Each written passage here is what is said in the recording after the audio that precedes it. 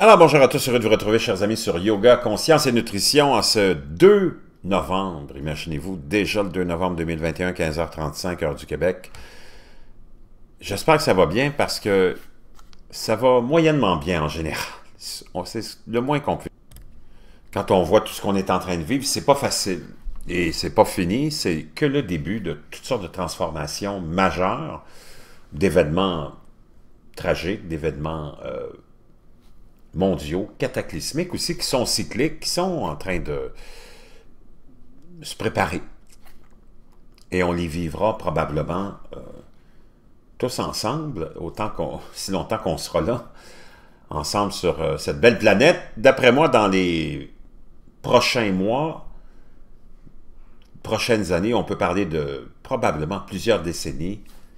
Ces décennies à venir seront très, très difficiles. Le monde est en train de changer. Il y a beaucoup de gens qui ne seront pas capables de s'adapter. On le voit, l'intelligence artificielle est partout. La 5G est partout. On a besoin de la 5G pour la biométrie. On a besoin de la 5G pour la reconnaissance faciale et pour tout ce que nos élus, nos gouvernements, nos élites ont comme idée et projet. Ça prend la 5G et plus. Donc, on n'est pas sorti de l'auberge, comme dirait l'autre. On n'est vraiment pas au bout de nos peines, mais pendant ce temps-là, il va falloir s'adapter. Il n'y a rien qu'on pourra changer à tout ça. Mais là n'est pas le but de mon intervention. Aujourd'hui, je voulais parler de, justement, mais en restant dans le même sujet de cette intelligence artificielle qui va être partout et où tout se passe en ligne. L'Arabie Saoudite, qui était une ancienne, on peut déjà en parler au passé, puissance pétrolière, pense déjà à s'enligner et à s'orienter vers un autre genre d'économie. Et on a parlé beaucoup de sa ville linéaire futuriste dont vous avez peut-être entendu parler, Neom. Eh bien, on vient d'annoncer, on a annoncé ça en 2017, Neom nous apprend arabianbusiness.com, qui est le joyau de la couronne du programme du prince héritier Mohammed Ben Salman, visant à réformer l'économie du plus grand exportateur de pétrole au monde.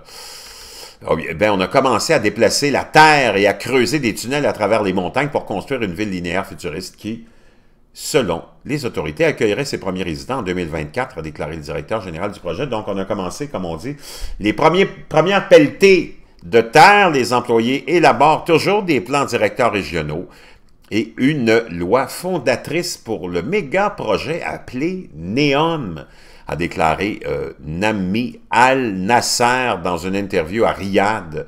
Mais ils ont déjà commencé les premiers travaux d'infrastructure sur sa principale caractéristique, une ville sans voiture de 170 km, 105 000 de long, appelée The Line, qui pourrait commencer à accueillir des habitants et des touristes dès les premiers trimestres ou le premier trimestre de 2024, a-t-il mentionné.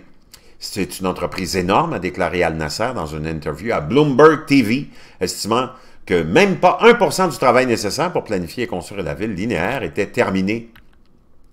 500 milliards de dollars de l'Arabie Saoudite, qui veut créer le plus grand jardin de corail du monde aussi. Là-dedans, dans ce projet-là, on a de l'argent, on ne sait plus quoi faire avec les décennies et décennies où on s'est enrichi avec le pétrole. Aujourd'hui, si vous allez à Neom, vous verrez des constructions partout, vous verrez des travaux de terrassement partout, vous verrez des régions qui se développent, a-t-il déclaré. Annoncé en 2017, Neom est le joyau de la couronne de ce programme du prince héritier Mohammed Ben Salman. Ses plans pour transformer la région reculée de la côte nord-ouest de la mer Rouge du Royaume en un pôle technologique futuriste résument les principaux éléments de sa soi-disant vision 2030. Tout le monde parle de 2030, c'est un agenda qui semble être probablement l'agenda de toutes les élites qui nous dirigent.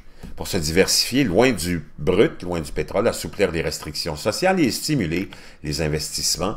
Neom a été confronté à des défis au début, alors que les employés travaillant à concevoir une ville autour de technologies qui n'existent pas encore.